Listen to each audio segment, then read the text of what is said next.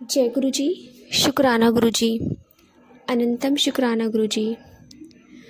संगत जी, आज मैंने एक आंटी का सत्संग सुना और उन्होंने अपने सत्संग में बताया कि उनके मम्मी पापा उनके लिए लड़का देख रहे थे उनकी शादी के लिए, और काफ़ी टाइम से देख रहे थे, बट कोई भी रिश्ता आता तो उन्हें मतलब सब लोग पसंद कर लिया करते थे, बट फाइनल डिसीजन जो होता था, जिसे कहते हैं ना कि घर जाके बताएंगे, तो उसका जवाब ना में ही आता था।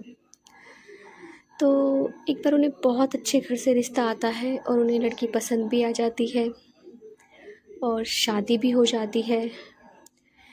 उन्हें बहुत अच्छी फैमिली मिलती है उन आंटी को, और आंटी बताती है कि उन्हें बहुत अच्छी फैमिली मिली, उनके सास ससुर बहुत अच्छे, उनके हस्बैंड बहुत अच्छे। तो उनके हस्बैंड कनाडा में चले जाते हैं और उनके कुछ कारणवश वो रह जाते हैं, उनके कागज़ वगैरह नहीं हो पाते हैं पूरे। तो उनका कहते हैं कि कुछ टाइम बाद आप कनाडा चले जाना। तो अपने हस्बैंड के जाने के बाद उनकी थोड़ी लाइफ में बहुत ज़्यादा डिस्टर्बिंग हो गई। फैमिली अच्छी थी, बट उनका खुद ही पर्सनल इशू था कि उनकी कभी बॉडी में पेन होने शुरू हो जाते थे, मन नहीं लगता था किसी काम में, मतलब अजीब सा होता जा रहा था। उन्हें खुद नहीं पता चल रहा था ये सब क्या होता जा रहा है मेरे साथ। कभी आंखें भारी होना, कभी नींद, मतलब पूरी तरह से शरीर ऐसा होता है ना, बुखार टाइप हो जाता है, हरारत टाइप में शरीर बेकार होता है इस तरह से। तो उनके सास ससुर कहते हैं कि बेटा आप अपने घर चले जाओ मम्मी पापा के पास, क्या पता वहाँ जाने से थोड़ा ठीक हो जाओ तुम, अगर यहाँ मन नहीं लगता है तो वो वहाँ चली जाती है, सोचती है कि चलो ये भी देख लेते हैं करके। जब वहाँ जाती हैं तो उसके बाद उनके मम्मी पापा उनसे पूछते भी हैं कि बेटा क्या है, क्या बात है, क्या हुआ है तुम्हें।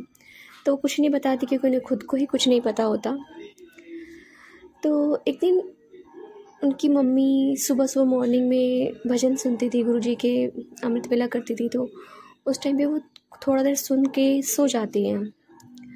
और सोने के बाद गुरु महाराज जी ने ड्रीम दर्शन में बताते हैं कि तेरी बेटी पर किसी ने ब्लैक मैजिक किया है और उसे तू ना बड़े मंदिर लेकर आ। तो एकदम से उठते हैं और अपने हस्बैंड को अपना सपना बताती हैं कि जैसे गुरु महाराज जी ने मुझे ड्रीम में आके बोला है और हमें अपनी बिटिया को बड़े मंदिर लेके चलना है। तो वो कहते ठीक है, अगर गुरुजी ने बोला है तो सच ही बोला है, तो अपनी बेटी को बड़े मंदिर लेकर चले जाते हैं। तो आंटी बताती हैं कि जब वहाँ लंगर हॉल में जाते हैं तो उनसे रोटी खाई नहीं जाती है, थोड़ी बहुत खाती जितना बड़ी मुश्किल से। उसके बाद हमेशा बड़े मंदिर में ऐसा होता है कि हर संगत आगे पीछे हो जाती है, तो वो भी आगे पीछे हो गए। तो जहाँ भोले बाबा की मूर्ति है वहाँ पे उस जगह पे वो बैठ जाती है, क्योंकि उनसे खड़ा नहीं हो जाता। उनकी मम्मी बोलती है कि मैं तुम्हारे पापा को लेकर आती हूँ तो तुम यहाँ पे रुक जाओ। तो उनकी मम्मी चली जाती है और वो आंटी थक जाती हैं, और इतना थक जाती है कि वो बैठ जाती है। बैठते बैठते एकदम से वो बेहोश हो जाते हैं और गिर जाते हैं, और कुछ सेवादार आते हैं, उन्हें बेंच पे लिटाते हैं, और उसके बाद गुरु महाराज जी उन्हें ड्रीम में दर्शन देते हैं।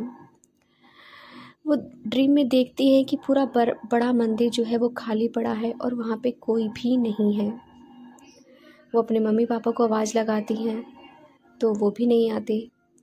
तो अंदर से गुरु महाराज की आवाज़ आती है, आंटी अंदर आ जाओ, इत्थे नो आ जाओ। तो वो आवाज़ सुन के अंदर जाती हैं और देखती हैं कि सामने गद्दी पर गुरु महाराज जी बैठे हैं, और गुरु महाराज जी उनकी तरफ एक वाइट लाइट, डिवाइन लाइट फेंकते हैं, और वो डिवाइन लाइट उनके शरीर में से एक नेगेटिव एनर्जी को बाहर निकालती है। उसके बाद वहाँ पे कुछ 2 यमदूत लोग आते हैं और उस नेगेटिव एनर्जी को बोलते हैं कि तू उसका शरीर छोड़ेगी या नहीं छोड़ेगी। तो वो उनसे माफ़ी मांगती है और उनके साथ चली जाती है।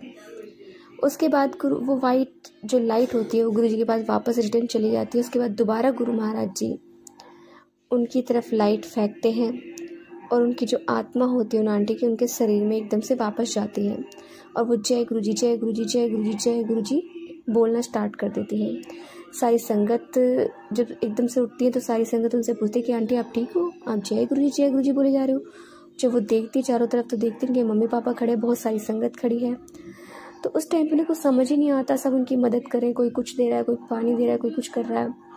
तो उसके जो घर पर वो आती हैं, घर पर आकर अपनी मम्मी पापा को बताती है कि ऐसे ऐसा मेरे साथ हुआ।